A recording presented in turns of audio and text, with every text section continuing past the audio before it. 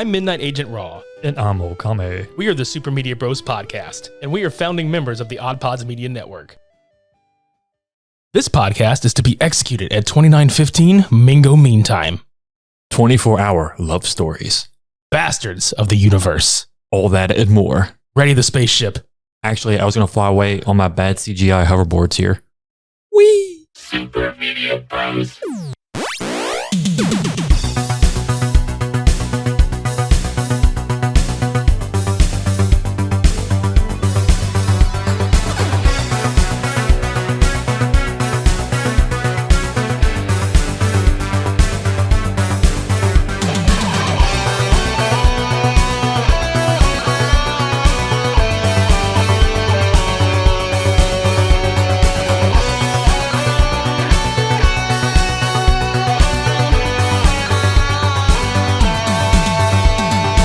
There he goes.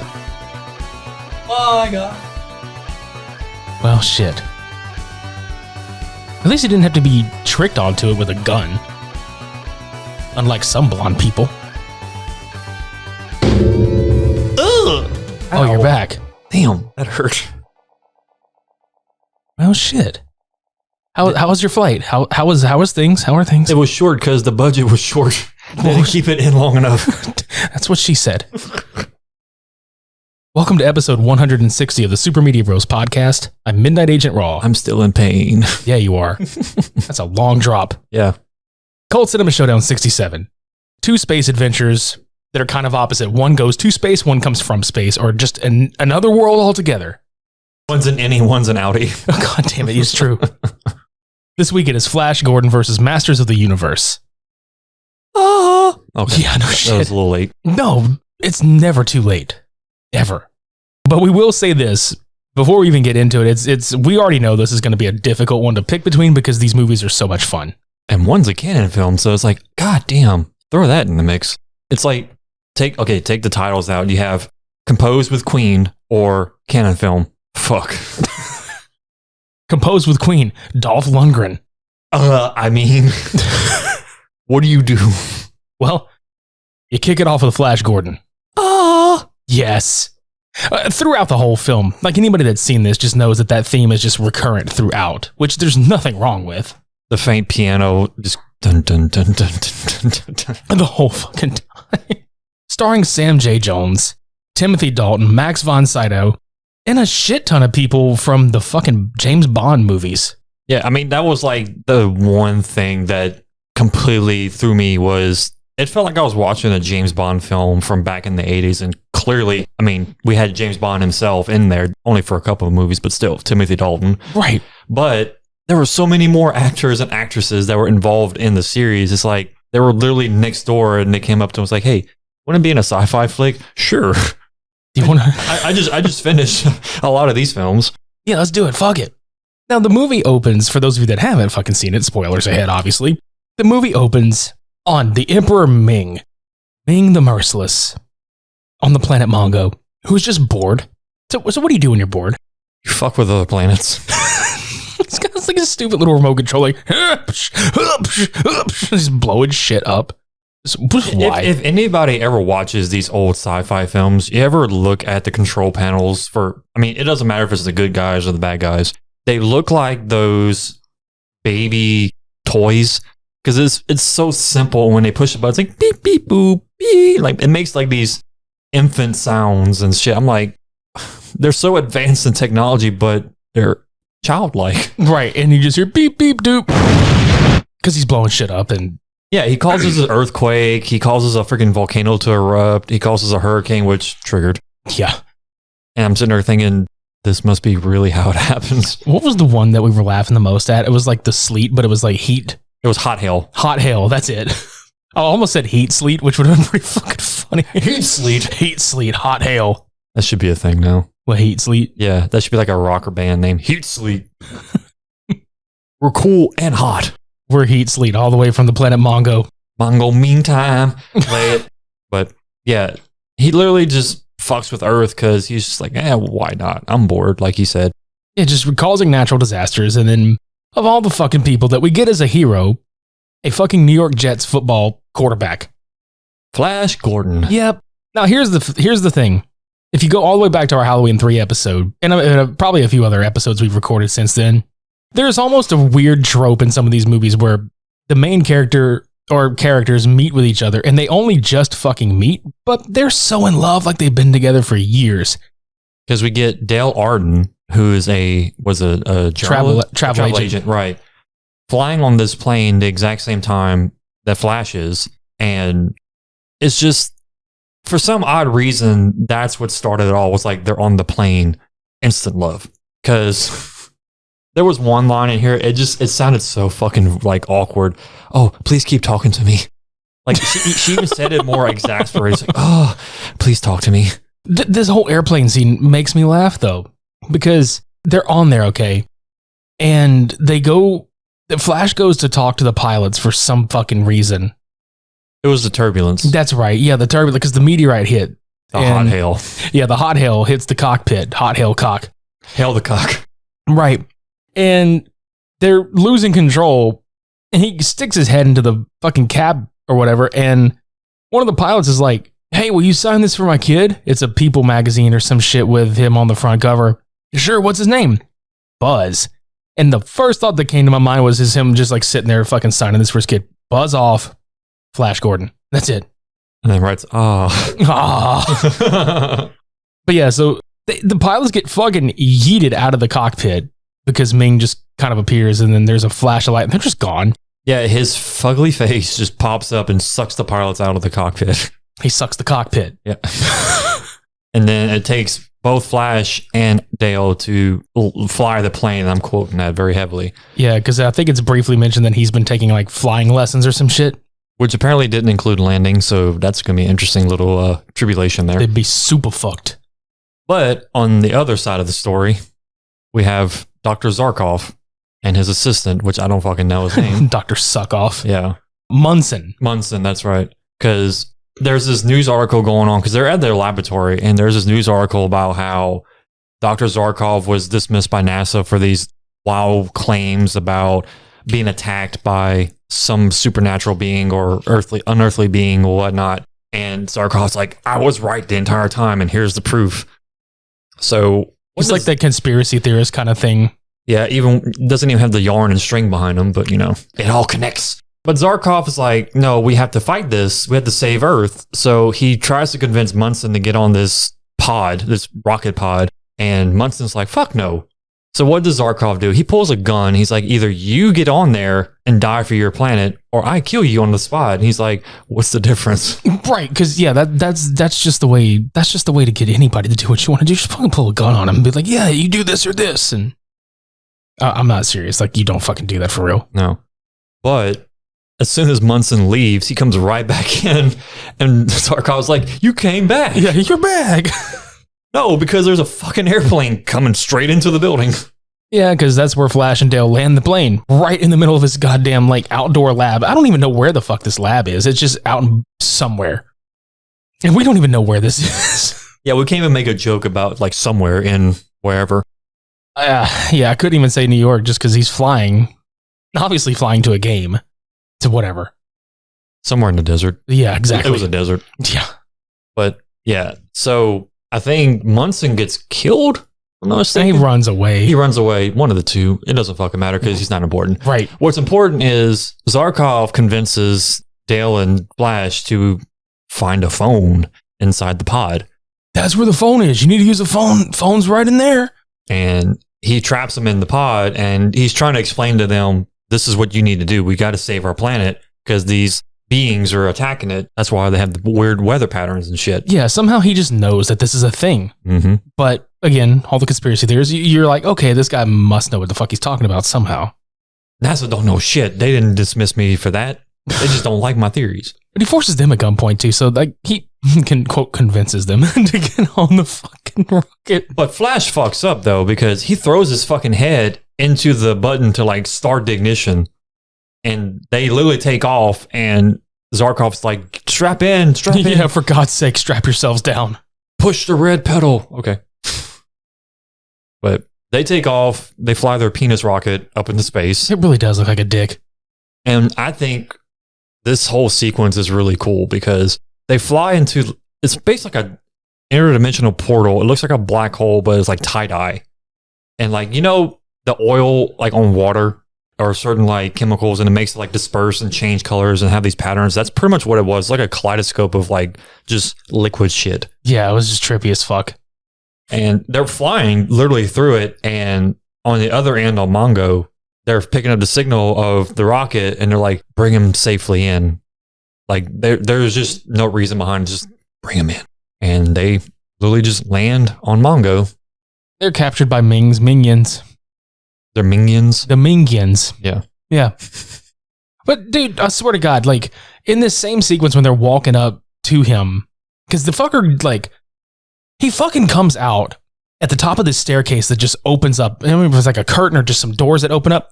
Fucking Ming looks like a mustache bald Ric Flair with a fucking huge red and gold robe. Mm-hmm. Just royal as fuck looking. And then there's like this lizard dude that's behind him looking like old Greg. He gets fucking zapped out of existence. Yep. I'm old Greg. Pew. Fuck you. He yeets him out of existence because he drank Bailey's from his shoe. He drank Bailey's from one of his shoes. Yeah. Wrong move. Don't drink Bailey's out of my shoe, motherfucker. Don't drink anything from my shoe. Unless it's my piss. And knowing Ming, he probably made all of his minions drink his piss. Yep. But I also have to note, like, all the guards around the spaceship look like Dynasty Warrior Iron Men because they had like the red and gold, like shiny plating. And it was just like, I'm just waiting for them to like take off and start using the repulsor cannons and shit. And then all the fucking little people that had the different colored suits on looking like midget Power Rangers. I love the costume design in this movie. I really fucking do. Like, I'm probably going to talk about it a lot in this thing, but this whole sequence when they're in the throne room, it just reminds me of like every idea around the world of, can we recreate Power Rangers in our own mind, in our own way? They all congregated into one scene. They look like squares because they have like the big old shoulder pads that stuck out like a good foot from their actual neck. Yeah, the costumes look box shaped completely. Then you had the lizard people, you had the fucking hawk people, you had the Asian Iron Man. You had Cruella de Vil looking bullshit going on. Dude, I swear to God, that was fucking hilarious. Like, because that's where they go to take him to die, right? Yeah, but it was like, yeah, this chick had a black and white, almost like Sia or Saya, whatever her fucking name is, Padme, Amidala, that whole scene where she had the two, like the black and white. It was just like a combination of them in one costume. Right. Because we're sitting there just pointing shit out like this at this point. Because, like, long story short with this sequence, fucking, he tries to fight them. Oh, God. We were laughing at this because Flash Gordon tries to fight and he gets his ass beat. Till Zarkov is like, hey, take this giant metal egg looking thing. So Flash gets it and immediately goes into football mode because all of a sudden that he's holding this thing, he's strong. And now he's got fucking football superpowers from the New York fucking Jets. Just jetting around. Yeah. That's probably the dumbest thing I've ever seen. It's just like he suddenly just had the will to fight. I know what to do. Give me that Ming skin. I'm on my way. But also, we noticed too, what was that guy's name with the mask? Clytus, that's right. Probably my favorite character in the whole entire movie is Clytus. This dude had black garb on that's kind of like mysterious and evil and everything like that. And he had this metal, like polygon looking mask on, and the bottom jaw doesn't stay still. It actually moves with his mouth, which I thought was pretty cool. But the voice and the actor behind it was Peter Wyngarde. Man, I love that dude's voice. Like, he sounds fucking sinister, and he just sounds manipulative when he talks. And it's just, he doesn't even react or have over the top moments or any kind of extremeness to his, attempt or his approach. He's just very calm and just chill, and he's just so fucking bad, like in a good way. Right. He's my favorite fucking character through this whole film. Yeah, I really like it too. It was really neat because it seems like in both of these movies, the sidekick or the side villain person is pretty fucking cool. Mm-hmm. After the fight happens, they're like, oh yeah, we're going to fucking execute him. To hell with it. And they're like, Flash is to be executed at 29:15 Mingo meantime. Like, the way they say it is just so dumb. We were fucking laughing our asses off. Mingo meantime. Yeah. Whatever the fuck that means. But the daughter of Ming, Aura, is in love with Flash Gordon. Just no, out of nowhere. So I don't know what it is about this dude. Is it that he plays for the New York Jets? Is it the blonde hair?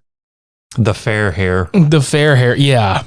Because he mentions, before he gets his ass handed to him and then hands the asses back, he says, Ming's a psycho. Well, there's this like drone that flies around and he heard Flash say that.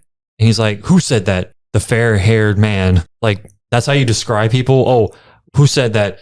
The green-scaled person or the gold-plated individual. Like, who? Point it out. Oh, we have some descriptions for some of these motherfuckers, though. But yeah, like, we were going back to the whole, love interest. Like, Aura... Dude, Aura's like the galactic whore of this whole film. Oh, my God, yeah. Like, straight up. Like, she's fucking... one of the scientists there, I don't remember the guy's name, I don't think it was mentioned, but she's fucking around with Baron, which we eventually get to in the second.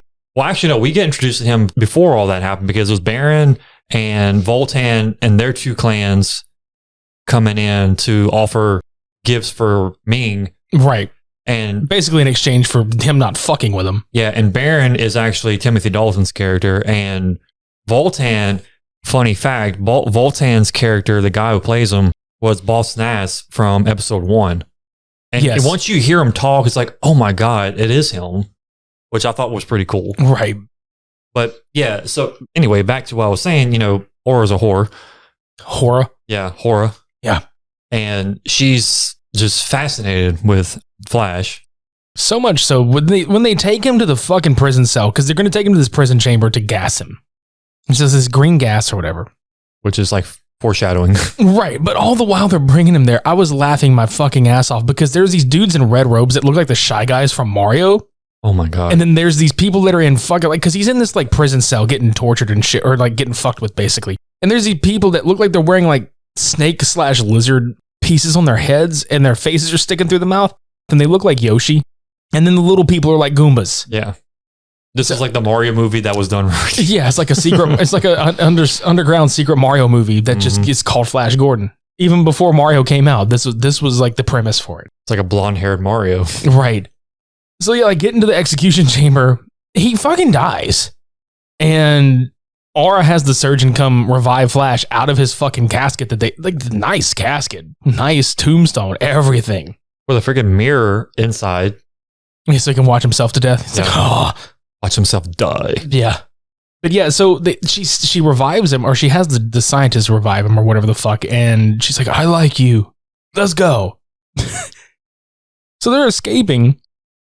And as they're leaving, Flash is seeing Zarkov being brainwashed by Klytus because they're trying to brainwash him to use him against them. But that doesn't work. We find out later. But so, the foreshadowing thing I mentioned earlier comes into play here a little bit too, because what they do is they wipe away all memories of Zarkov. And there was a part of the memory where Zarkov was going through World War II. And there was brief images of Adolf and, Klytus was like, now there's a worthy man right there. Yeah, he fucking straight up was admiring the handiwork of Adolf Hitler. He's like, this man showed promise. Yeah. You piece of shit. Why am I not surprised? Yeah, because that got us thinking about what year it might have been when this happened based on like the age of everybody and especially Zarkov's memories. And I think we deduced it was like 63 because what would give that away is the fact that it would be 63 at the very earliest, just because the New York Jets as a football team were not actually established as the Jets until 1963 in the NFL. And that's like at least 20 years removed from World War II. Right. And Zarkov looks just about in his mid to late 40s. So somewhere in 1963, this happens. There you go. There's the joke. There it is. But yeah, anyway, so Aura and Flash flee to Aboria, which is the kingdom of Prince Baron. And we were just laughing because she's like teaching him to fly the ship. She's like, your right hand controls the direction. My left hand controls the erection. Erection, misdirection. Wait, what? His erection selection. Erection direction.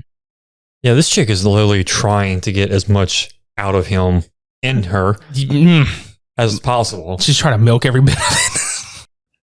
But there was a point where she telepathically communicates. I forget who it was to, whatever. So he sees her doing that. And it's like, well, I got to get in touch with Dale because the whole entire movie, he's like trying to get back with Dale. And on one side of the coin, we see that. On the other side is Dale literally surrounded by women, being pampered and dressed up and whatnot, and being offered the most intoxicating drink on Mongo or Mingo, whatever the fuck the planet's name is. And it's pretty much absinthe because it's green and it's strong and yeah. Tripping ass. Yeah. And she's basically offering it to the slave that's giving it to her, which we already know what was happening with that point. Right. Because Flash was encouraging her to flee and escape. Right. Well, Flash eventually gets in touch with her and she's tripping out. And I thought that was really cleverly done. Like they got her fucked up. And then he reached out to her and it's like, wait, aren't you dead? This is all just trippy. He's like, no, I'm actually got resurrected. And she's like, what the hell? So he tells her to like fucking get out of there. And then all that's, going hatching mode basically with the plan. Right. On the other end, they finally make it to Marin, which is literally a fucking crater with an ecosystem. Yeah, it just made me laugh because the first thought I had was when they arrive there is that they're passing through and they just look out the window and they see Yoda training Luke and he just like Yoda would just look up and be like,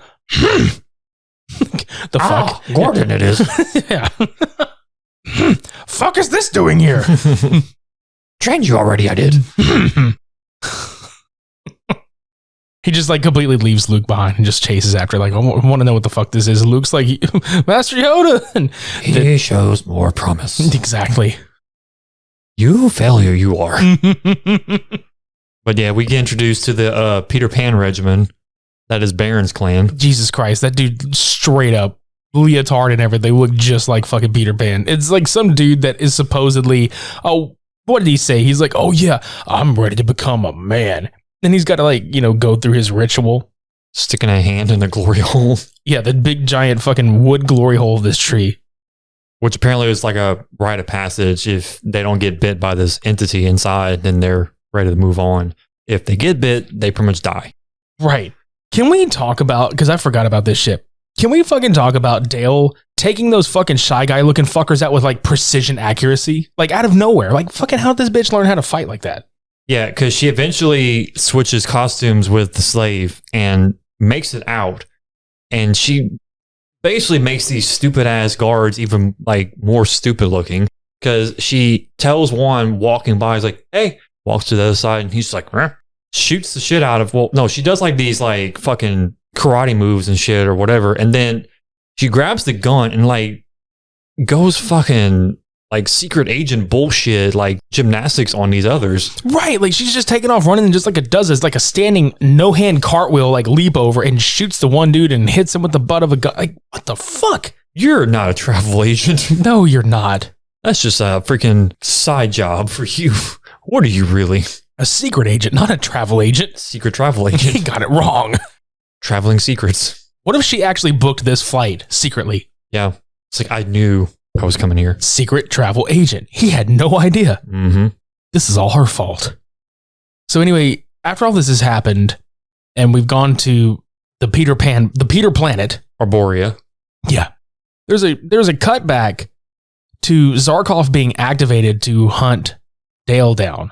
And the whole time this happens, like he finds her and she starts revealing all of Flash's plans. And you're sitting there at first thinking, oh shit, he's going to intel everything, but they're listening no matter what. Right. Somehow he's tricked them and he never lost his shit. So they fucking escape. No, I think the one part of that conversation that was just irksome to both of us was, yeah, I just started remembering music like the Beatles and it all came back. I'm like, oh my God. No, that had to be the reason why you remembered everything. The fucking Beatles. Yeah. We get it. They're part of history. They're pretty iconic, but they still aren't that good to us. No, it's like the most overrated band that's ever existed. But yeah, they fucking fly off trying to catch up to everybody on Arborea. And I think this is where they get intercepted by Voltan's group. Every time I hear that name, I think about fucking dude, where's my car? Zoltan. Yep. But he holds his fucking fingers up in a V shape. Voltan. V formation. That's how their flight formations are, just in a V. They're mighty ducks. Yes. They're mighty fucks. The mighty fucks. Yeah, V2, or the mighty Vux with a V. Mm-hmm. So they're having like their issues there because Flash arrives and he causes a ruckus because he's not even supposed to be trespassing like on the tree or in the area that the tree people are. And he tries to like dip him into this fucking swamp with all these Yoshi looking people. Mm-hmm. And I kind of don't like, I get the point of the scene, but at the same time, like he escapes. It serves nothing. Yeah. I mean, he could have just had him make a great escape on the top of the tree and swing off like fucking Tarzan. Mm-hmm. I mean, which he kind of does. Yeah, but I mean, like, Baron's all like, oh, I swear I'll hunt him down. All right, cool. Good for you, buddy. Yeah, because he tricks Baron thinking that he got bit by the creature, and he pulls a fucking fast one on him, pulls his sword out, and it's like, ha, tricked you, Baron. That shit was fucking hilarious. But yeah, he ends up leaving pretty much down the tree on a vine and ends up in a fucking quicksand swamp pit and just... Oh, yeah, with that fucking spider looking thing. Yeah. Looking like Mike Danton from fucking Deadly Prey. Yeah, because all I saw was blonde hair and a fucking head and then leaves. Just waiting for it to pop out. Pull fucking Baron in. Yeah. Now, while this is happening, back on Mongo, Clytus has his suspicions about who the traitor was to get all this shit happening. And he tells Ming, he's like, I have my suspicions, but I need your permission to hunt them down. And Ming's like, stop at nothing. I don't care who it is. Yeah, because he reiterates, like, even if it's anybody in particular that I'm thinking of in some form or fashion, he's like, stop at nothing. I said that. Right. Okay. So it turns out a little while later, Aura's being tortured, like whipped big time. And it's her, obviously. Then, like, she sees her dad, Ming, and the door opens and he's like, oh, shall it, we continue the torturing, blah, blah, do you want us to stop? And he's like, no, let it go. And she's like, damn you, father. Well, and yeah, because she reveals a lot of the shit that was happening while he was there, just behind like one of those like one-way mirrors. Yeah. What was cracking my ass up though is Clytus just looks over and he's just like, bring the boar worms. And she's like, no, not the boar worms. And I fucking was like, not the bees. It was his dick. Yeah, bring my dick worms. Bring them out. I harvest them every day out of my dick. My dick. It's literally just like a freaking orb of fucking grotesque, like, worms. Right. But then, like, after the torturing or whatever, Ming is like, yeah, whatever's left of her, she's being banished. Like, he's just going to fucking completely banish her away from the planet. That is the thing that I forgot about. The Green Father, whenever he was making Flash, like, take that test with the wood thing, the way he was like, oh, you must try the wood beast or die. So I'm sitting there like, so fight an erection. Yeah. It's like we made the joke earlier about there was something about wrestling. We thought it was erection or something. Or no, you mistyped it because it was like your phone, instead of erection, it said wrestling. Yeah, I was taking notes and I was just like, so you're fighting an erection? And my phone was like, erection? No, wrestling. So it was like AEW, all erect wrestling. Yeah, all erect wrestling. Like nothing against you guys. It's just funny. Or WWE, wrist working erection. Yep. Either way. It's funny. Wrestle that erection. Exactly. Exactly. Wrestling with erections. Yep. So don't they do that every night? Yeah. But anyway, so whenever on the other planet, whenever he's about to be eaten by that fucking giant spider creature, that's whenever he escapes because Baron like saves him and is trying to kill him, but then Voltan's people come and save Flash Gordon. Yeah, because Dale and Zarkov got intercepted by Voltan. They try to convince them to fight with Flash because during the beginning fight sequence, Voltan was... See? Yeah, I'm forgetting myself. No, it's funny. Voltan was enjoying the ruckus that he was causing. And Zarkov called it in the beginning. It's like, these people need a insurrection. They need a freaking alliance to overthrow Ming. And it's in there. It's in Voltan's like essence. Like, he wants to surpass all this dynasty bullshit and live happier or live better, basically. So they convinced them to go save Flash from Baron on Aboria. Yeah, because at this point, he basically challenges him to a trial by combat. Like, once they've all kind of gotten in the same... Because they go to... That's right, because they go to the Voltan area. Because Baron has tracked him there. Right? No, because I think they kidnapped Baron from Aboria, and they were going to give him up to Ming as the offer for, like, I'm better than you. Here you go, basically. Yeah. And the only way, because they had a clause that Baron brought up, was like, you can't offer blah, blah, blah up to the Emperor or whatever unless there was a trial by combat or some bullshit. So Voltan's like, who do you want to fight? He just says him. Yeah. So they have this one-on-one mano-a-mano fight on this gyrating disc platform. Looking like the fucking end of Mortal Kombat with the spikes coming out the bottom of it and shit. Mm-hmm. He almost kills him. And by that, I mean, like, Flash almost has Baron falling off with this thing, but he saves him because Flash is honorable. And at that point, Baron realizes that Flash is who he says he is. Right. And offers his hand up in friendship, and he's like, I'll fight by your side. At this point is when Ming and his crew of fuckers just crash the party. Yeah, they pretty much invade Voltan's flying castle, which looks like fucking Ariel or the Little Mermaid's castle. Voltan's moving castle. Yeah. And Voltan fucking chicken shits out of there. It's like, I'm saving my people. I'm not worried about this. I mean, wings and all. Yeah, he wings it. Yeah. So they take off, and Baron and them take off. I think, no, they get kidnapped. I'm sorry. So Zarkov, Dale, and Baron get kidnapped by Ming and them. Yeah, we forgot something. Before I forget, we definitely forgot something. Because remember, Dale is reunited with him on this little fucking platform, Dale and Flash. Mm-hmm. And she's like, oh, I thought you were dead, blah, blah, blah. I thought I was just seeing things. I have such stories to tell you. And he's like, save them for our kids. Yeah, so the 24-hour love story line, it's true. Because both these films are guilty of this shit. And I know a lot of films are guilty of this, but these two prime suspects. You meet this person literally hours before anything transpires, and it's just suddenly they're infatuated with each other. Like, just nothing can stand between them and their undying love. And I'm like, dude, you literally just met this chick. Right. Like it was mentioned like way earlier at the top of the show, like when in Halloween 3, 5 days, half his age, man. Fucking Tom Atkins running off with that fucking half his age chick to some town. And what causes, like, in that movie for sure, like, what causes the sudden flare of interest? This one, I kind of get, because Flash Gordon is, star quarterback. He's heroic. He has morals. He's a good mentality kind of person. I thought you were going to say he has good metabolism. Yeah, I mean, look at him. You can burn fat in like 2 seconds. Yeah, he can. Just like me, except I'm skinny. Maybe it's the shared drama of going to space together. Yeah. Or almost dying on a plane. But yeah, like, Dale is just so into him, like, immediately. And Flash, he's kind of the same way, but he's not as open about it. Like, he had save it for the kids, and there's like a couple other lines. But the entire movie, he's like, I gotta find Dale, gotta make sure she's okay, but doesn't really proclaim that kind of interest until really right now. Right. Oh yeah, and I forgot, before they leave, whenever Ming and them fucking arrive, Clytus just comes out of nowhere, and he's just, being a dick. Oh, it wasn't even Ming, it was just his minions, right? Yeah. At first, it was Clytus and minions. The minions. Yeah, before Ming even arrives.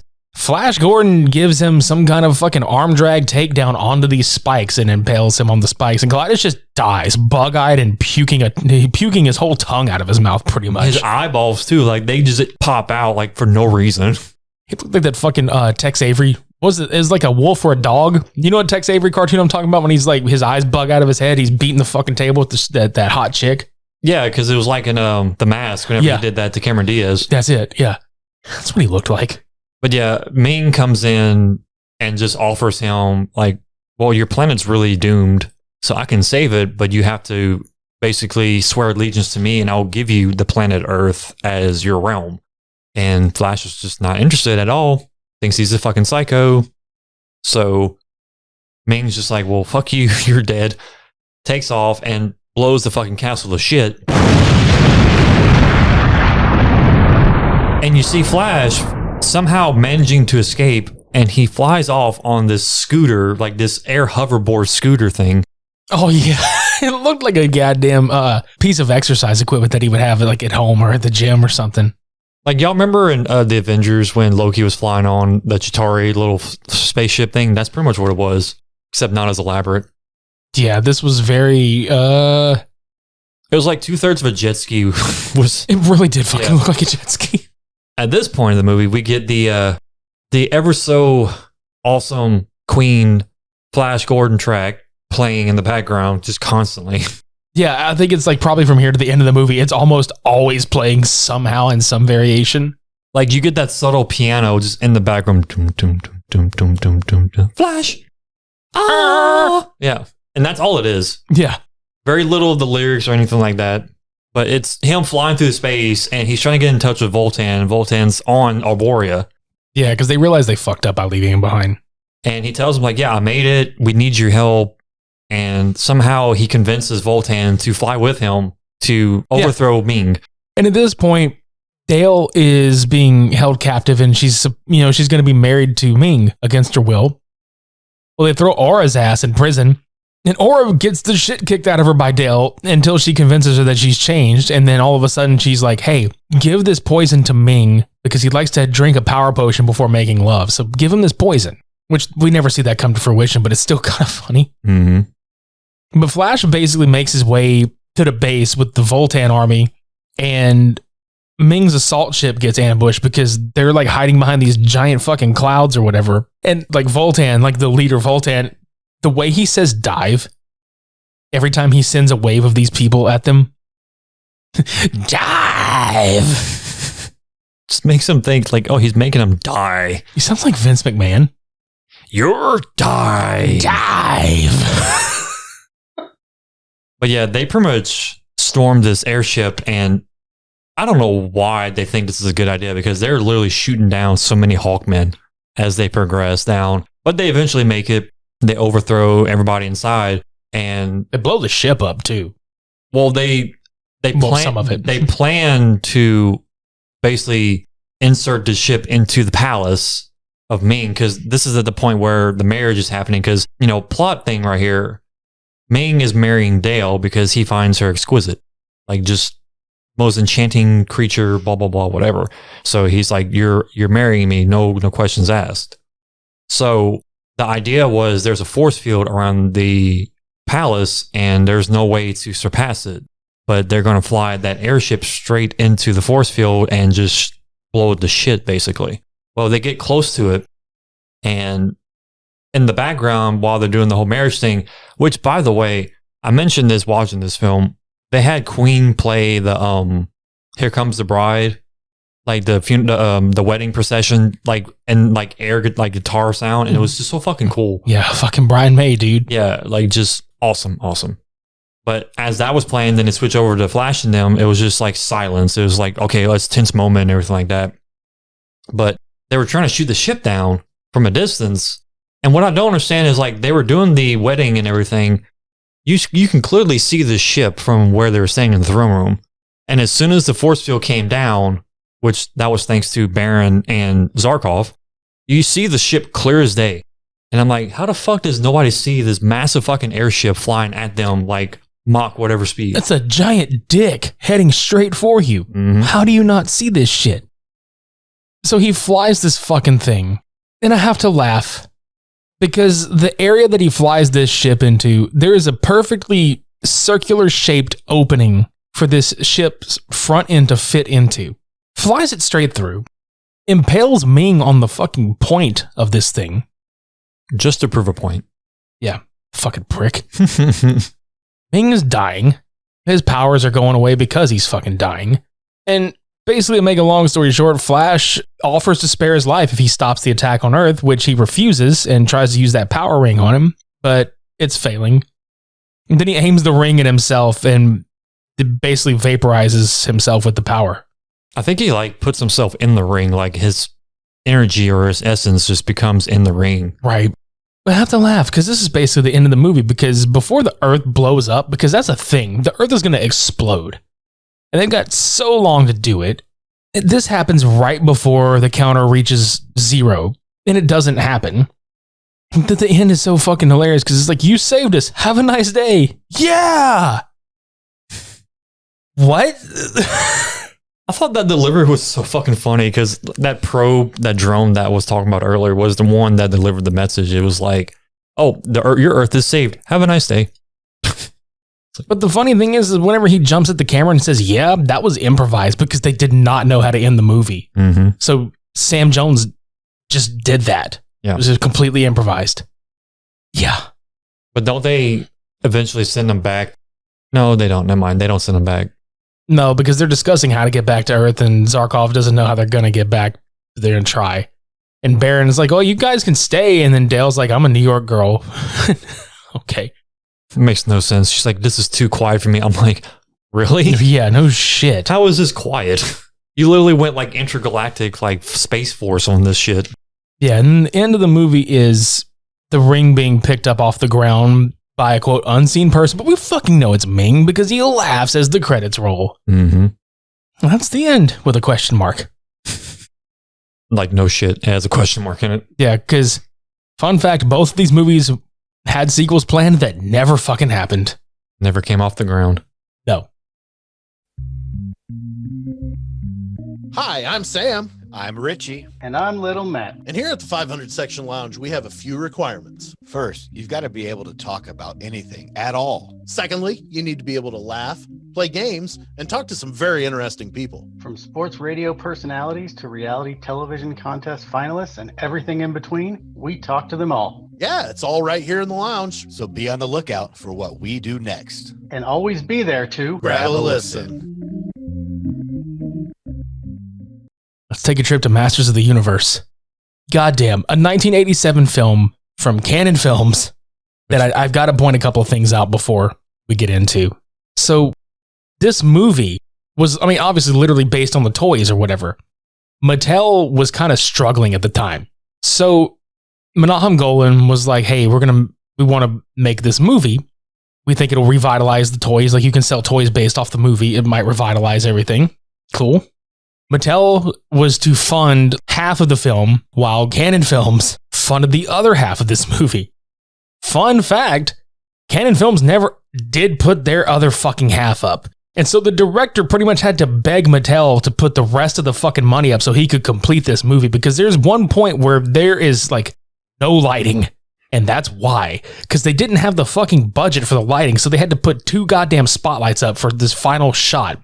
Because there was supposed to be a much more elaborate ending to this film that never happened. Thanks, Mattel. I would say thanks, Mattel, for letting them get the movie finished, but goddamn, like, Canon fucked them so bad on this deal. So let's get into the movie. Dolph Lundgren, Courtney Cox, Billy Barty, and Billy Barty is the little dude with the camera from UHF. Mm-hmm. He plays some name. I couldn't remember. It was like Zivlik or Whitlick or I don't know. Dicklick. Yeah. He plays Gwildor. There you go. I was so right. I knew it was spot on. But yeah, so I'm going to set y'all up with the beginning of this film. We get introduced to Castle Grayskull, and the whole plot of Skeletor is literally ending the war on Eternia to basically control all of it. And you get this walking sequence to the throne with Skeletor. And as soon as he talks, like the very moment disappointment comes over, because he does not sound like the TV show at all. He's not the meow. He's just very deep and just sinister sounding. I'm like, this movie fails. No, I'm kidding. But no, like we get introduced to him like right at the beginning. He's talking about the sorceress, literally losing her power to him so he can become like the all-powerful ruler of everything. So he can have the power. Yeah, the power. Dude, we were laughing though whenever he was walking up to it and he kept stabbing his fucking staff into the ground. Just waiting for him to fucking hit his fucking foot. Stab a minion's foot, yeah. Oh! He just... Yeah, because that was like a heavy shot. Like, all you saw was just that stab, just... And I was waiting for a... Fuck! Yeah. Just... Oh! It just stabs his foot. Oh! But yeah, so... They're trying to basically control of Eternia, and they're ending the war, but in the distance is He-Man, Man-at-Arms, and Teela, fighting off resistance and whatnot. And they end up catching a couple of the guards with Dicklick. I forgot his name already. Gwildor, whatever. They save him, and he mentions that he's a locksmith and a, technician of some sort. Like, he can build and craft anything from anything, basically. And he tells him that Skeletor has a key, is a cosmic key, that allows him to jump in between, realms and universes and timelines and stuff like that. Well, they eventually go to his little hovel and come to find out that he actually has 2 copies. He has the prototype, and Skeletor has the main one, basically. But they all work the same. So they're trying to figure out how to overthrow Skeletor and save the sorceress. Well, they get interrupted by, I think it was Karg, if I'm not mistaken. The furry looking short dude. Yeah, that little bastard. They get stopped by Karg and the minions, and they eventually leave through his like little escape hatch. They basically figure out somebody betrayed them. Yeah, so they're trying to figure out who, and that was the first person suspect wise. That's whenever they get attacked at that little holding area that they're in, because they're talking about the key being able to transport them wherever they need to go and shit. Well, they fucking escape these bastards and go to Grayskull. They go to Castle Grayskull. Mm-hmm. And we were laughing because like when the fucking, because these little fuckers, they look like Darth Vader, like ripoffs. Like the whole army team looks that way. They look like dark helmets. They really do. I love whenever they bust in though, because you were pointing it out. They're like, find the D, because it's like he's yelling to find the D and tear this place apart. Yeah, when Karg spoke, like it was so much interference, like I couldn't hear hardly. I heard it was like find the key, but it was like find the D. He's looking for that dick. I need satisfaction. D-man. Yeah. But yeah, He-Man and group, they eventually go into the Castle Grayskull and they try and save the sorceress. Who's played by Christina Pickles. Who's in quite a pickle. Yeah. And I was laughing because like the way she's got her little crystals off, I was like, oh, it looks like ice. Christina Sickles. Anyway. But yeah, they try to do all that fun stuff and they eventually get ambushed. Skeletor's trying to get He-Man, like actually take him, not kill him. Well, Dicklick... Fucking Gwildor sounds more like Skeletor than Skeletor does. Yeah, he's just... Yeah, he's... But yeah, Dicklick... I'm not going to call him by that name. You can call him Dicklick the whole time. I don't fucking care. Let's call him Dicklick the whole fucking time. Fucking care. No, I'm serious. Let's do it. So he opens a portal, doesn't know where he's going because they're trying to literally get the fuck out of there as quickly as possible. And they all jump into the portal and they end up on Earth. Yeah, because they don't tell you that it's Earth right away. They wait until a cow pops through because Dicklick is like some strange creature. And then Man-at-Arm is like, it's an alien life form. It's big. It's a cow. And he literally sits there, Dicklick literally sits there, I'm going to go and talk to it. Moo. He's so dumb. Moo. He really is Dicklick, isn't he? Yeah. So we get all that shit. They go their separate ways to start looking for the fucking key because it's gone. Somehow in the travel, whenever they escape, Man-at-Arms had catapult launched his grappling hook and grabbed the fucking thing. But it got lost in the time loop or whatever the fuck. So it's there somewhere, but not with them. Cut to Julie, who's played by Courtney Cox, working in a fast food joint that sells like chicken, ribs, burgers, chili dogs, you name it, they got it. Who wants to leave town and start anew. She wants to leave her dude, Kevin. For what reason? She blames herself for her parents' death. Her parents died in a plane crash, but she blames herself. She was nowhere on the flight. Blames herself. I said I wanted to leave and stay with you. Wah. Okay.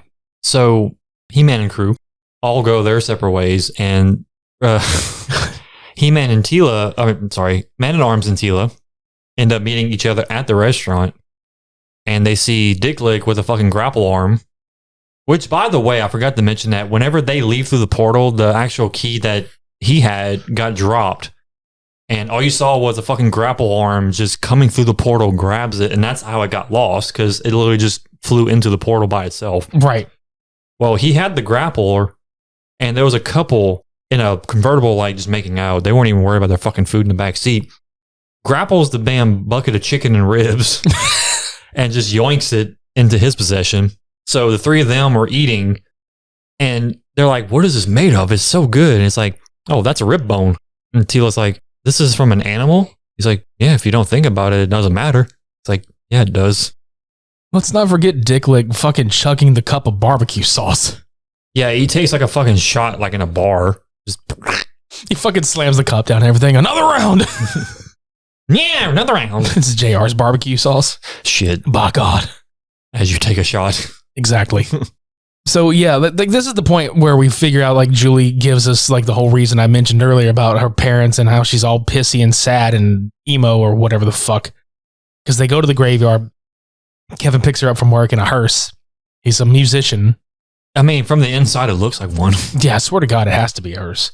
But anyway, like he picks her up and they go to the graveyard, and you know she's telling him like, oh, I want to leave, and like it's all my fault. Well, they stumble across the key because the cosmic key has just like crash landed in this graveyard. Wouldn't it be funny if it crash landed into their grave? And then it like teleports their fucking corpses to Castle Grayskull. To Skeletor himself, and he just gets And he's like, bombarded with skulls. Like it scares him to the point where that's where his voice comes from. This movie should have been an origin story for fucking Skeletor's voice. Fucking Julie's parents' dead body and it's all just come flying out. Yeah. Is that what I look like? What the fuck? But no. I haven't seen a mirror in 5,000 years. God damn it. But yeah, Kevin finds the key and he's like, oh, you know what this is? What? It looks like one of those Japanese synthesizers. Yeah. I mean, this thing has like fucking like tuning forks all over the place, and it opens up and makes these spinning motions. And I'm like, yeah, it opens up all these holes and just expands the fucking brown It's like eyes. a piece of fucking RoboCop's equipment left on the cutting room floor they never fucking used on his suit. Yeah. But yeah, it apparently makes music as you touch the little plates on the side. And if you hit the right combination of tones, it makes it open a portal. Well, this alerts Skeletor, but they can't. I can't find a tracer on this thing. We'll just improvise the whole lines. Like Put a tracer on it. I need to find out where these motherfuckers are. What do you mean you can't find it? You suck at your job, you jackass.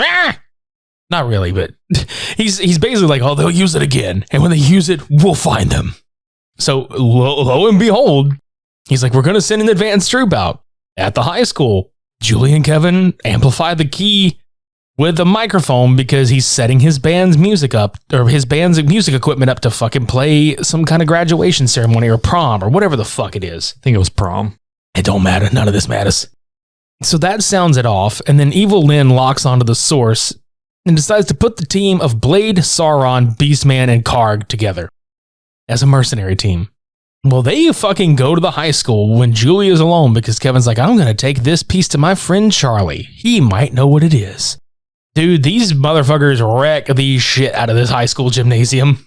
Dude, they fuck up the janitor like so bad.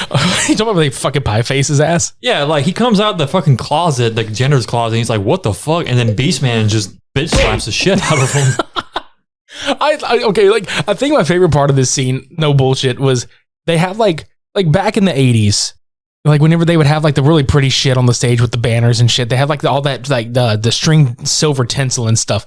He's chasing Julie through it and he runs through it and it gets all tangled in his fur and he just looks like he's like flailing around. He's like, oh, what the fuck is this shit? He's just like trying to get it off of it. Like he doesn't even like scream in any kind of anger. He's just like trying to like. He's like flailing and I'm just sitting there imagining in his mind, like, what the fuck is this?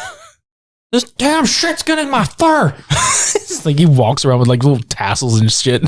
Gets made fun of. He's like a stripper at freaking Eternia strip club. Dude, Eternia sounds like a strip club. Who are we kidding? Now on stage, Beastman. Yeah. But yeah, they eventually chase Julie out the high school, blowing the shit out of it, basically. Oh shit, we started fucking with the four of these bastards, chasing Julie around and just breaking shit. At one point, we pointed out that they look like 40-year-old virgins at Ren-Fest. Yeah, because Blade, oh my god, y'all, Blade's costume is probably the worst contender for any of this because he's, and I'm not offending if I do, I'm sorry, but still, I have to point this out. This dude is literally like in his probably 40s, I want to say. Bald, overgrown man, and like chainmail and costume pieces that, oh yeah, I put this together in my mom's basement. You like it? Do I look the part? They're so goddamn funny though. It's like, this swords are real. It's not LARPing shit. I fucking went over to that booth and I had a dude hammer it out for me for $50 fucking dollars. I even watched videos of Japanese men who make fucking swords. This is legit. I'm like, dude, you probably look the worst out of all four of them. Oh shit, right? But yeah, as they're freaking playing roleplay through the fucking streets, they chase Julie into like a back alley set that looked like something from Death Wish. Yeah, it really did. And they get fucking manhandled by He-Man, and Tila and Man-at-Arms eventually come in and help them. Well, they hightail it out like retreat. And we were fucking joking with each other the entire time about this. We're like, retreat, time to go to the snack bar. We need refreshments. We're malnourished. Popcorn. Now. It's like a video game whenever you fucking find just drinks and shit on the sidewalk to replenish your health. They're like, we must get refreshments now. Intermission. Guys, the Pepsi's 50 cents. We still need it. But yeah, they eventually save Julie. And they're asking her, like, did you see this key? And she's like, yeah, I think that's what it is. But what happens is Kevin takes the key to Charlie, who he says he's seen the key before, but they wind up hearing the police scanner for the high school. So he books it back to the high school because he done fucked up and left Julie by herself. Right. And he was longer than the 15 minutes he said he was going to be gone. And He-Man, again, questioning Julie about the key. It's like about this. It's like, it's this big with lights on it. I've seen it. It's your dick, right? But yeah, Kevin winds up giving Julie's description to the cops, but they take him in. Specifically, what's the fucking dude's Lubbock. name? Yeah, Lubbock or Lubick or whatever. Lube it up. Lubick, yeah. Yeah, lube it up. Yeah, because they eventually go back to Julie's house and she calls the house and Kevin picks up and he's talking in code to where he doesn't point out that it is Julie, but it's somebody talking about Julie. And she's asking questions over the phone. It's like, do you still have the thing about earlier? He's like, oh, yeah, sure. Yeah. So after they hang up, Lubbock's like, who the hell was that? Oh, it's just somebody that Julie knows is asking about her. It's no big deal. Right. Nothing. I had to laugh, though, because when Julie gets introduced to the rest of He-Man's crew, fucking Dicklick Gwildor pulls up in this fucking Cadillac that we have dubbed the Fatmobile, like PH Fat, the Fatmobile. Because I swear to God, he tricked this bitch out. Everybody needs a Dicklick in their life. I mean, it's like a pink Cadillac, basically. Yeah. Oh, what were we saying that he looked like? He looked like some character from Cuphead. Yeah, the flower. Yeah. I can't remember his name off the head, but yeah, he looks like a fucking like just drunk sunflower. Just had one too many pub crawls. He's all sunburned from like literally passing out in the street and the sun comes up and bakes his face. Well, not only that, like his fucking cheeks are like old fucking like turkey's neck cheeks, just dripping down. Then he has that one bad eye, which I mean that's the actor, but it's still funny. Right. But yeah, you're right. They're like this is really weird too because they're trying. Evil Lynn and them are trying to track this key. And Kevin is trying to tell Lubick, he's like, look, I'll tell you all about it. Just let me heat up this food. I'm hungry. So he's heating the food up in the microwave, which we find out that the microwave is actually jamming the signal from the key. Yeah, from the key to get traced. And they're like, something's not right. Something's jamming this. I found it. Blow it up. The guard was like, I've never seen this signal before. Blow up anyway. It's a magical pony flying through the sky. Shoot it down. That's what I thought about, dude. But yeah, the microwave fucking explodes. And then Lubick's just sitting there. He's like, what the fuck? Like, he's like, what is this? This is some kind of sword. Like, what is this? You're not telling me something, kid. Mm-hmm. So like they're arguing. And then Evil Lynn is actually arguing with Skeletor because he's like, she's like, He-Man must be destroyed. And he's like, but he can't become a martyr. Because that's his biggest thing. He's like, he can't become a martyr. I have to keep him as a slave. So, Beastman and everybody show back up as he's saying this shit. And he's like, where's the key? And where's He-Man? And they're like, well, you see, we were outnumbered. Well, Skeletor gets pissed off and just fucking disintegrates Saurod and sends Evil Lynn in his place. Yeah, she was like, I wasn't suggesting I'd go. And he was like, well, then you shouldn't have opened your mouth, basically. Right. Like, ooh. You must die, bitch. Go fuck yourself.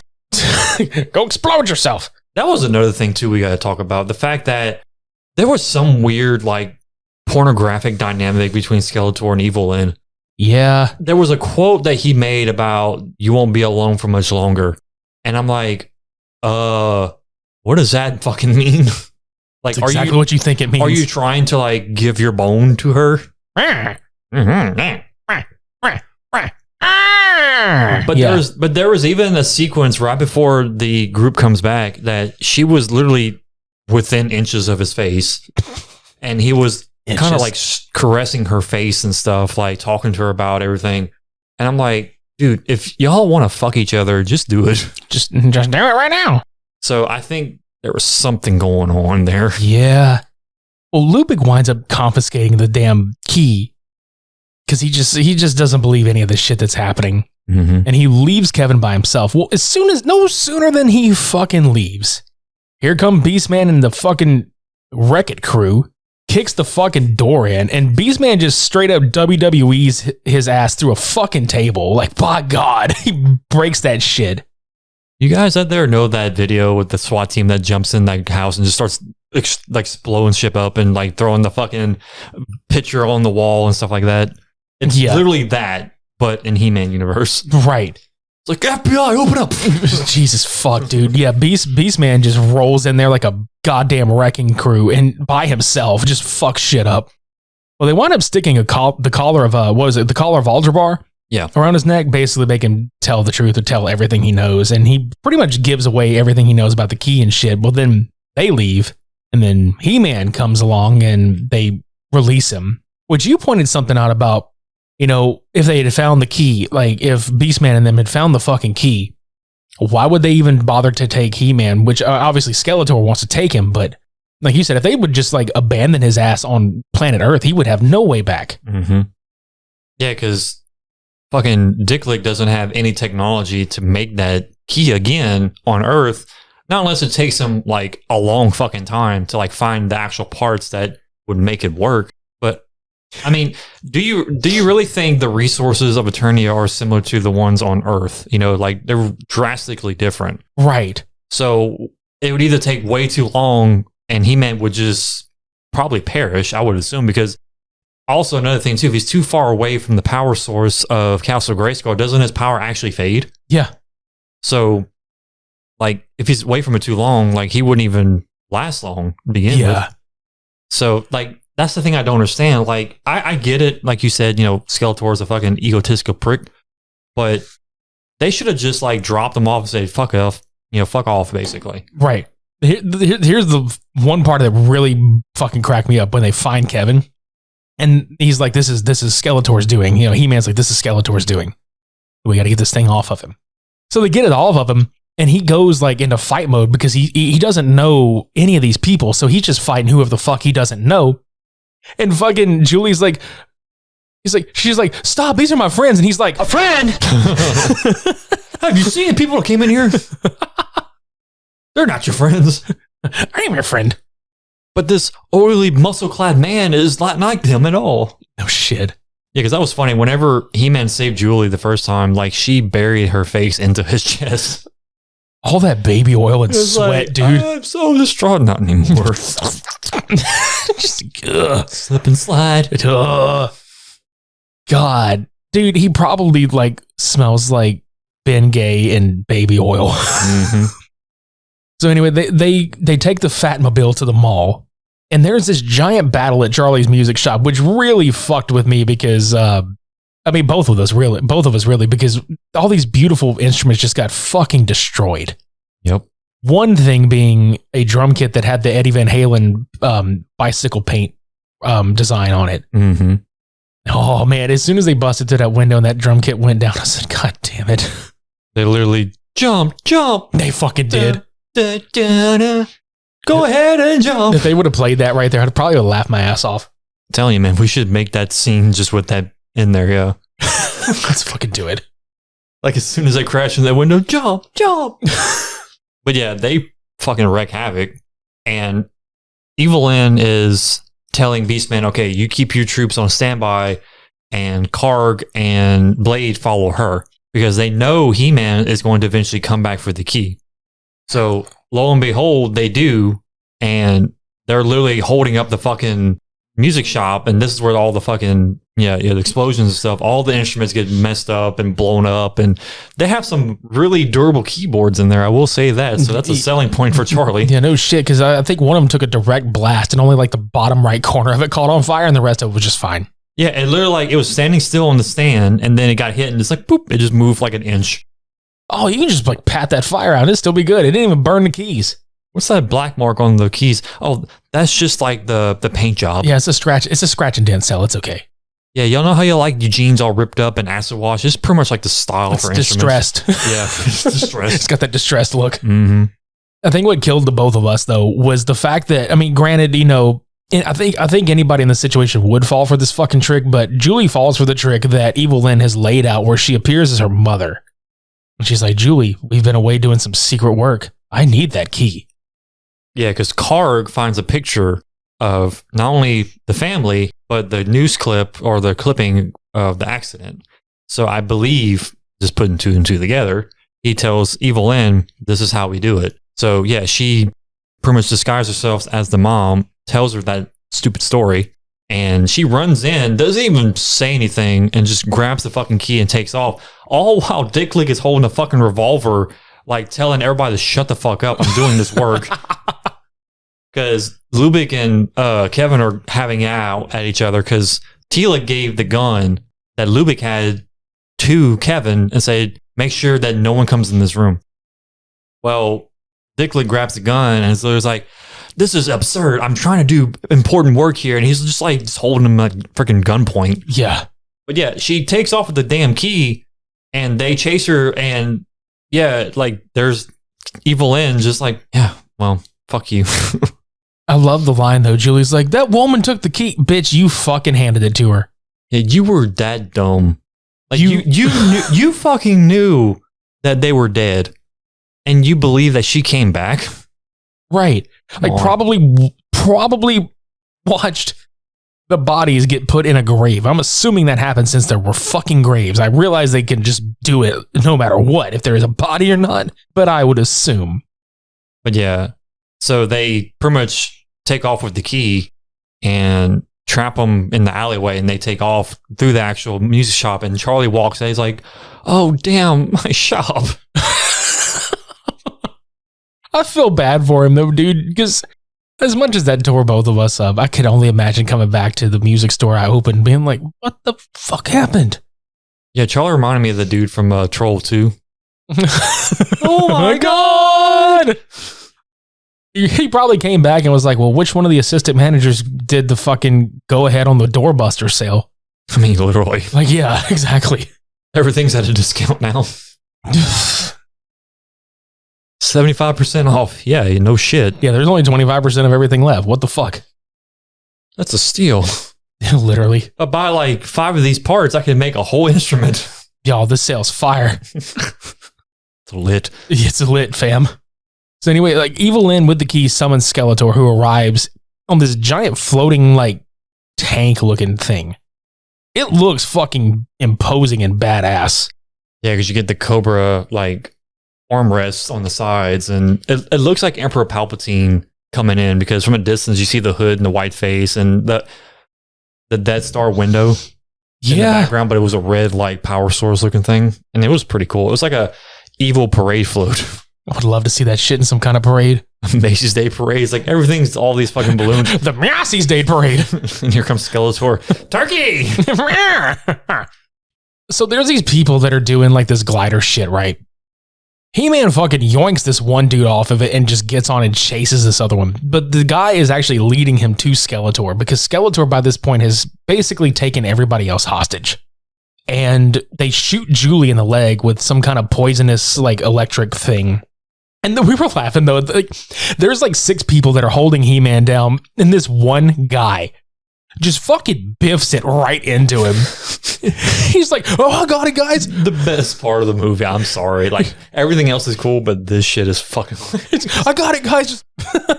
It's like, no, no, you don't. It's like Home Dude from the Abraham versus Zombies. Ah. Just yeah. He tries to be badass. And he's just like, oh shit. He just eats complete fucking shit. You think your body weight's gonna matter? No. Like because he just grazes the back of his fucking head and just fucking eats the ground. Mm-hmm. But yeah, Skeletor pretty much gives He-Man ultimatums like either you become a slave or every innocent person that you know is dead. Basically, give me your sword, bitch. Yep. Ah. Right, meow. Right, meow. But yeah, He-Man surrenders. Goes back to Castle Grayskull, and dude, can we talk about that fucking injury on Julie's leg? Yeah, that was grotesque and painful to watch. But they realized, Kevin asked, like, can we do anything about it? It's like, no, it's literally the trademark of Skeletor's magic. It has to be cured by the sorceress. So she was pretty much feverish at this point, and at the same time, the key that they had was ruined to the point they can't use it because all of the tones were reset. Like you can't even use them. So they were like, can we find a way back to Eternia? And they're like, not like this. We can't. Well, Dicklick eventually comes with the idea. It's like, if we can just recreate the tone when you hit the main button, we can figure out a way to recreate, the whole sequence. Well, Mr. Kevin here is like, hey, I remember it.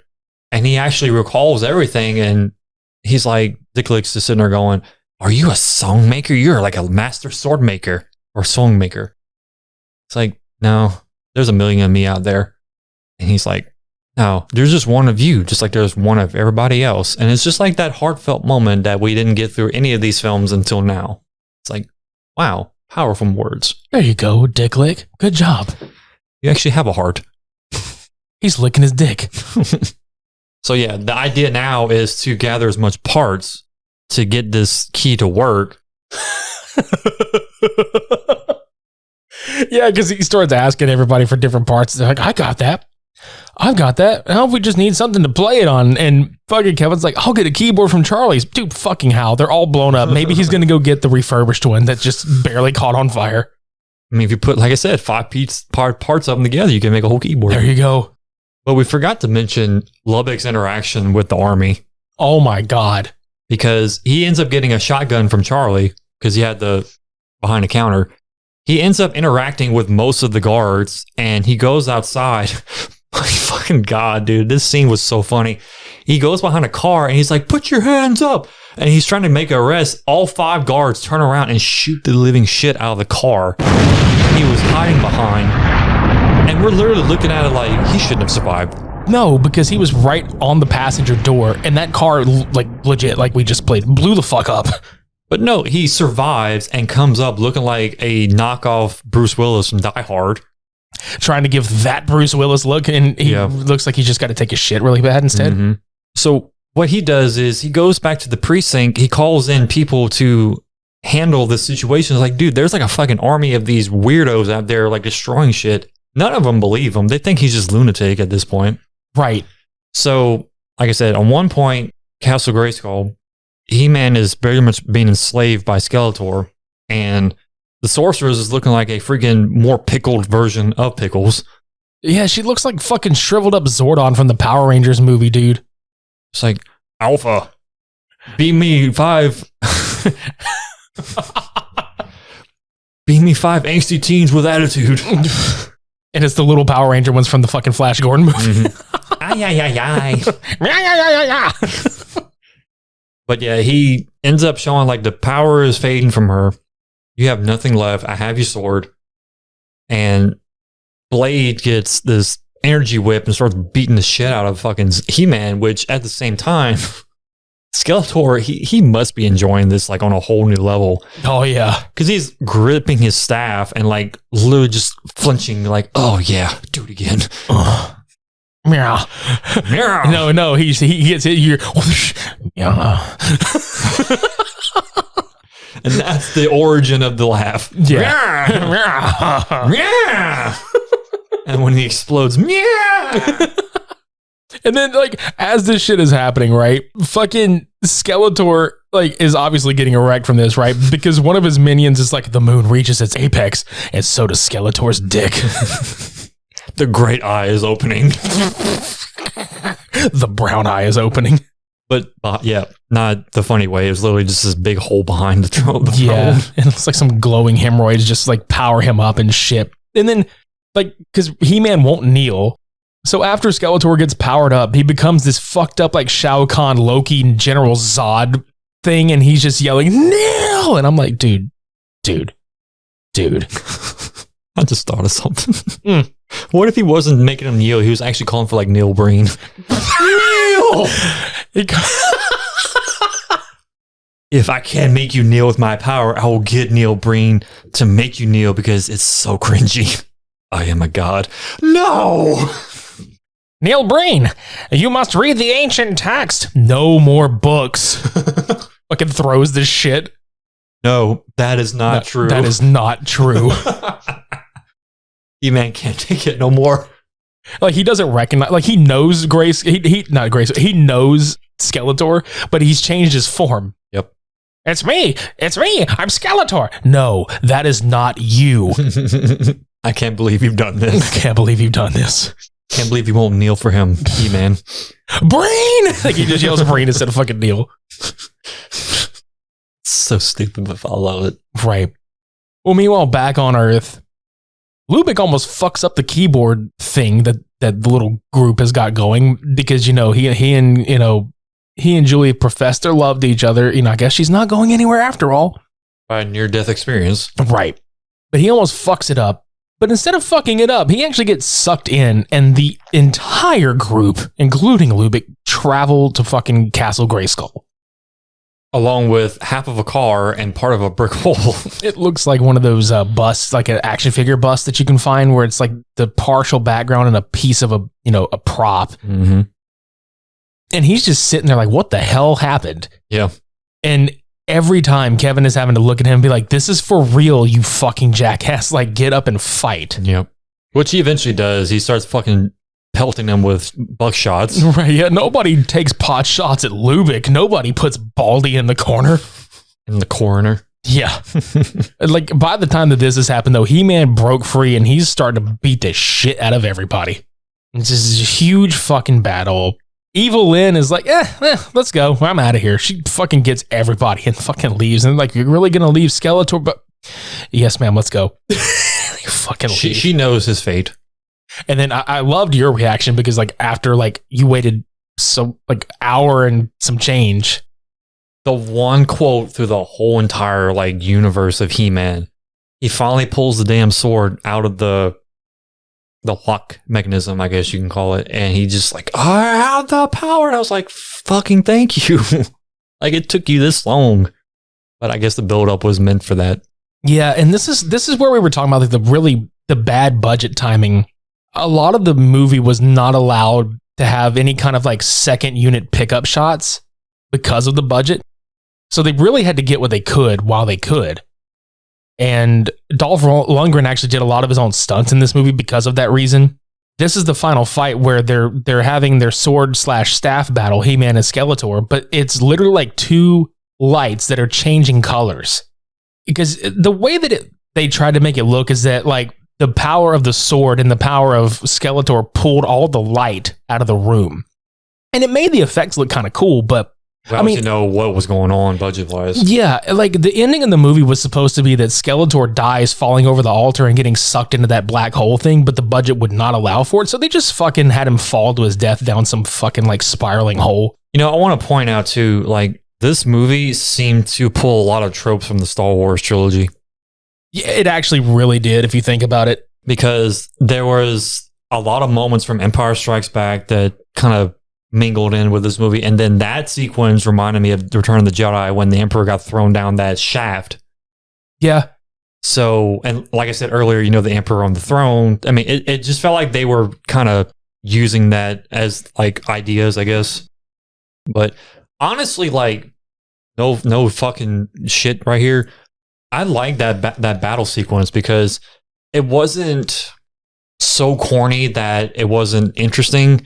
But it wasn't too like engaging or thralling to where it was like, oh shit, like this is serious. Like it was kind of like a good mixture because one, Skeletor, he was definitely over encumbered with a lot of like heavy armor and shit. So it was kind of weird watching him like actually fight, fluidly. But at the same time, they choreographed it good enough to where it looked believable. Like you see the struggle and He-Man grabbed a sword and was trying to like fight off and stuff like that.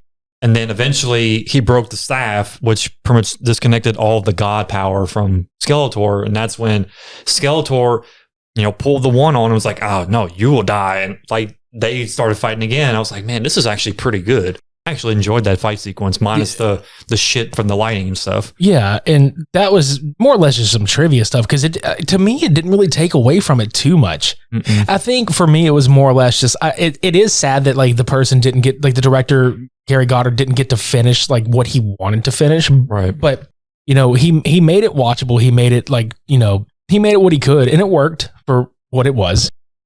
But yeah, like he falls to his death Lubick winds up staying in Grayskull. The sorceress gives Julia an orb so that Eternia will always be near her. And Gwildor, Dicklick, sends Julie and Kevin back home. But right when they're leaving, or right when they're transporting, Julie tells them to wait.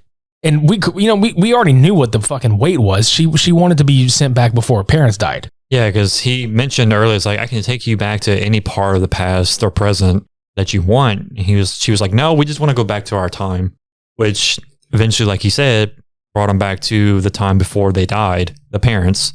And she ends up like overjoyed with emotion, grabs the keys to the airplane that her dad flies, because apparently he was the pilot that flew the plane.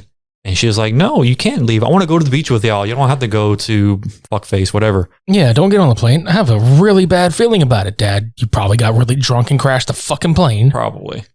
But yeah, she runs out the house with the key and meets up with Kevin. And they're like having this little moment. It's like, wait, Eternia. And they both look at the orb that they were given. And that's pretty much the end of the movie, minus, He-Man throwing his arm up. I have the power. And yeah. The end. Except, like, after the credits roll, Skeletor pops up out of this water and he's like, I'll be back. And there was supposed to be a sequel, and it was supposed to be called Masters of the Universe 2 Cyborg. And weirdly enough, that script never got made, because this movie bombed. Between this and Superman 4: The Quest for Peace, Canon Films like lost a shit ton of money, and it ruined the studio pretty much. And that script actually wound up getting reworked into the Jean-Claude Van Damme Canon film Cyborg. So the sequel never got made. Flash Gordon had sequels that were never going to get, or they've been trying to reboot and do sequels to it. Never happened. Which brings us to this week's question: who the fuck wins? I think I mentioned it earlier. I don't know, because Flash Gordon was visually interesting. The environment was fascinating. The wardrobe was so fucking funny, but awesome at the same time. The action was pretty cool. The lines were funny as hell. And then on the flip side, you have He-Man, which it felt more grounded. It felt more like sinister and dark toned compared to Flash Gordon. But at the same time, and it still had his campiness and stuff like that. It's hard because they both are like really great films in so many different aspects aside from each other. My pick would be pretty controversial. Flash? No. I think Masters of the Universe. See, originally I thought Flash was going to be my pick, but then I'm just like, He-Man, it has so many great things going for it. So I'm like, I really don't know. But I think, if it's by any amount, like it's a small amount, I would probably say Flash Gordon for me. For a lot of reasons. Like one, like I said, it had a lot of the Bond film actors and actresses in it that I actually grew up watching. And like I said, the costume designer, whoever it was just like, it was fascinating to see like their creativity come to life in this film, because like you see a lot of these films in the 70s and 80s and they weren't nearly as like elaborate as this was. I actually have a tiebreaker for us if we want to go that route. So on our Twitter account at @SuperMediaBros_, we had put a tweet out earlier this week with a voting thing. When Flash Gordon versus Masters of the Universe drops, who is your pick to win? And this was done out of 68 votes. And 56% to 44% picked Masters of the Universe. It was a pretty fucking close one. Yeah. And that was a lot of votes. So if we want to use the tiebreaker, like the people that listened to the show that voted, they voted for He-Man, basically. Okay. So in this aspect, the winner goes to He-Man. Yeah. Yeah. Even though like Cody and I have, like, we both agree that like we picked different ones, but we both agree these movies were a lot of fun to watch. They both had that outer space aspect. They had the kind of fish out of water where a human from Earth went to a fucking distant planet, and then people that were from distant, galaxies of parts of the universe went to Earth. Like we said, they're both fun. They're both campy in their own rights. Flash Gordon was based on a serial comic. Masters of the Universe is based on an action figure line. Flash Gordon had Queen compose some of the music, or just had music introduced by them. It was so fucking great. Right. And you can't deny that Dolph Lundgren just looks like he was made to play that role. The blonde hair, the big stature. Granted, he was very thick Swedish accent when this was being made, and they opted to keep his lines as is. But they have few of them here and there, so. Yeah, and the funny part about that, is that in Flash Gordon, all of his lines were dubbed over in secret. So that's really weird. Yeah. Where you got the Swedish guy that didn't get his shit voiced over, and then you got the American dude that did get his shit voiced over. So yeah, I guess by you guys' vote out there, this week's winner is Masters of the Universe, which was a lot of fun. Both of these movies were a ton of fucking fun. Oh, yeah. I know Masters of the Universe is on Amazon Prime, and I think you can actually rent Flash Gordon in a shit ton of places. So if you want to check them out, go do that. Highly recommend. Fuck yeah. Next week, we're going to be talking with our friends over at Podeskew. We're going to be talking about music covers. So stay tuned for that. And then we're actually going to be going on to their show the following Monday to talk about film remakes. So yeah, that's going to be a ton of fun. Be sure to check that shit out. Visit the all-new layout of supermediabrospodcast.com to listen to past, present, and future episodes. Do the YouTube thing. Follow us on social media. Buy some merch. Wear a Flash Gordon t-shirt. Just because. It should show on the front Flash and then on the back. Ah. Yeah, we kept making jokes about that throughout the whole movie. Like, Cody was like, oh, it's when you stub your fucking toe. Ah. Ouch. Ow. Smash. Ah. But yeah, go check all that stuff out. This was a fun episode to do. And I think I'm done. Me too. Yeah. So yeah, go in the show notes below, check out everything. Join us next week. Go listen to other episodes we've done. They're a lot of fun too. By whose account, we don't know, but We really don't. we just assume. We assume they're fun. They're mediocre at best. Yeah. That was Cult Cinema Showdown 67, Flash Gordon versus Masters of the Universe. Until next week, I've been Midnight Agent Raw. And I'm Okami. Shades on.